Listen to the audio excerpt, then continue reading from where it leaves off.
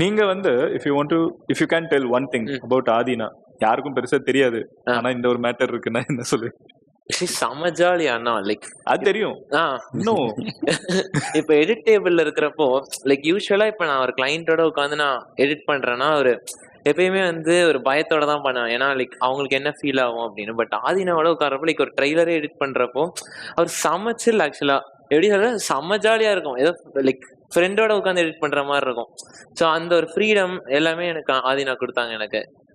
எப்படின்னா ஃபர்ஸ்ட் வந்து என்கிட்ட கேட்டாங்க டீசர் வந்து கட் பண்றியான்னு.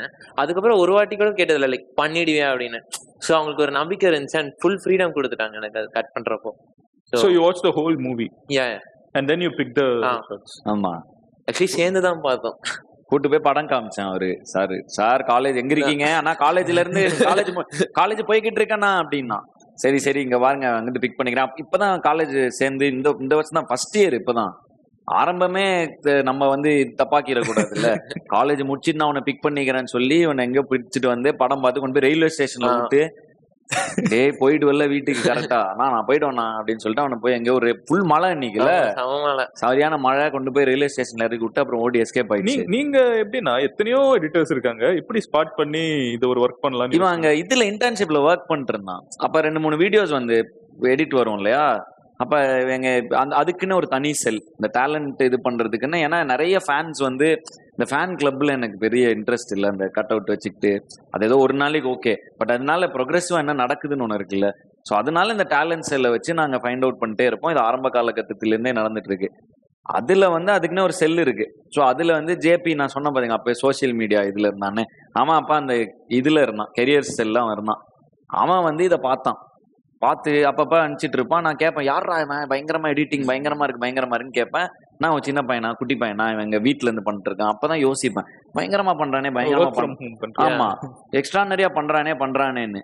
ஸோ எனக்கு என்னன்னா எடிட்டிங்கிறது ஒரு ஸ்கில்லு, அதுக்கு வயசெல்லாம் கிடையாது. அவன் சீக்கிரமா அக்வயர் பண்ணிட்டான், அவனுக்குன்னு ஒரு டேஸ்ட் இருக்கு.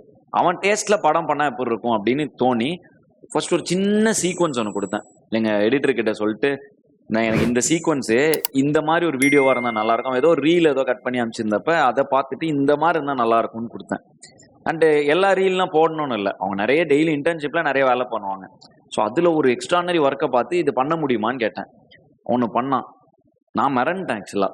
ப்ராப்பர் படத்துக்கே ஒரு வைப் கொடுத்தான். அதுல இது பயங்கரமா இருக்கே அப்படின்னு சொல்லிட்டு அவன்கிட்ட கேட்டேன், ட்ரெய்லர் கட் பண்றியான்னு கேட்டேன். ஆனா நான் பண்றேன்ட்டானா முடிஞ்சுது, அவன் பண்ணிடுவான். அதெல்லாம் வந்து அது அவ்வளவுதான். அது டேலண்ட் மேல எனக்கு நம்பிக்கை இருக்கு.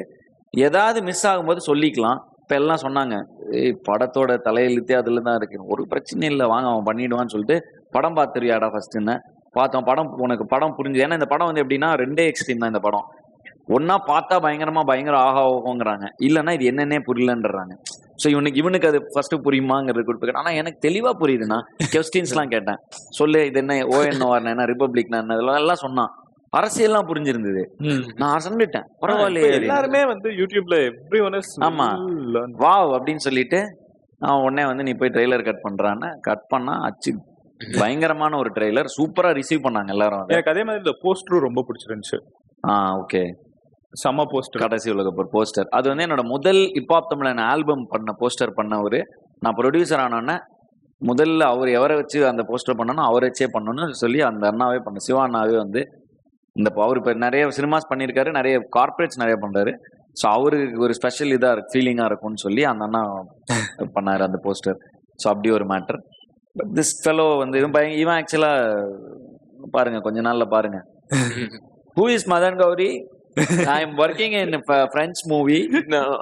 Actually எனக்கு ஆப்பர்ச்சுனிட்டி கிடைச்சது எடிட் பண்றதுக்கு உங்களுக்கு. பட் இன்ஹவுஸ்ன்றனால என்னால பண்ண முடியல. என்னோட சேனல் ஆமா ஆமா ஆக்சுவலா நாங்க இன்னொரு 12th பையனை தான் ஹையர் பண்ணோம். அப்படியா? டான்சன் ஒரு பையன். So okay we were super.